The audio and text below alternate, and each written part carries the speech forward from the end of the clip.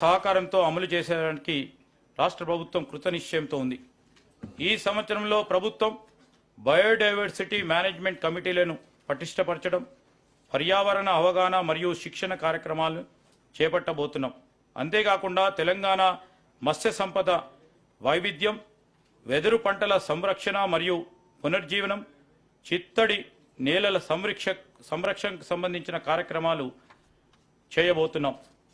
గృహ నిర్మాణ శాఖ రాష్ట్రంలో అవసరమైన వారందరికీ డబుల్ బెడ్రూమ్ ఇళ్లను నిర్మించి ఇస్తామని గత ప్రభుత్వం చేసిన వాగ్దానాన్ని గాలికి వదిలేసింది. గత ప్రభుత్వం చెప్పిన విషయాలు విని తెలంగాణ రాష్ట్ర ప్రజలు డబుల్ బెడ్రూమ్ ఇళ్లపై ఎన్నో ఆశలు పెట్టుకున్నారు. ప్రజల అవసరాలని ఆశయాలు గత ప్రభుత్వం వారి రాజకీయ అవసరాలకు మాత్రమే వాడుకుంది.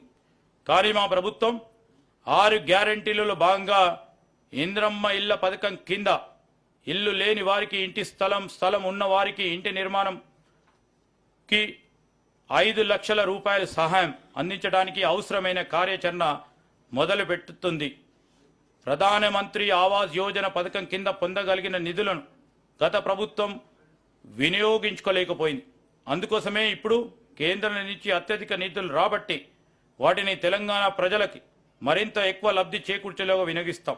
ఈ సంవత్సరం ఇంద్రమ్మ ఇండ్ల పథకం కింద ప్రతి నియోజకవర్గానికి 3500 ఇండ్ల చొప్పున మంజూరు చేస్తామని తెలియజేయడానికి ఎంతో సంతోషిస్తున్నాం. ఈ పథకానికి బడ్జెట్లో 7,740 కోట్ల రూపాయలు ప్రతిపాదిస్తున్నాం. రోడ్లు మరియు భవనాలు, రహదారులే ప్రగతికి సూచికలు. అందుకోసమే ప్రతి మండల కేంద్రం నుంచి జిల్లా కేంద్రానికి డబుల్ లైన్ కనెక్టివిటీ అభివృద్ధి పరిచేందుకు రాష్ట్ర ప్రభుత్వం కృతనిశ్చయంతో ఉంది. ఇప్పటివరకు ఇలా అనుసంధానం కాని ప్రాంతాలకు అధిక ప్రాధాన్యత ఇస్తాం. నదులపైన, వాగులపైన ఇప్పటివరకు కనెక్టివిటీ లేని ప్రాంతాలను ఎంపిక చేసుకొని నూతన బ్రిడ్జ్ల నిర్మాణం ద్వారా అనుసంధానం చేస్తాం. మరి ముఖ్యంగా గిరిజన ఆవాసాలకు రోడ్ కనెక్టివిటీని కల్పిస్తాం. గ్రామీణ ప్రాంతంలోని రోడ్లను మరింత మెరుగు తీర్చిదిద్దడం ద్వారా గ్రామీణ ఆర్థిక వ్యవస్థ కొత్త రూపు తీసుకురావాలని ప్రయత్నిస్తున్నాం. జిల్లా కేంద్రాలలో ఇంకా పూర్తి కాని కలెక్టరేట్ భవనాలను సత్వరమే పూర్తి చేస్తాం.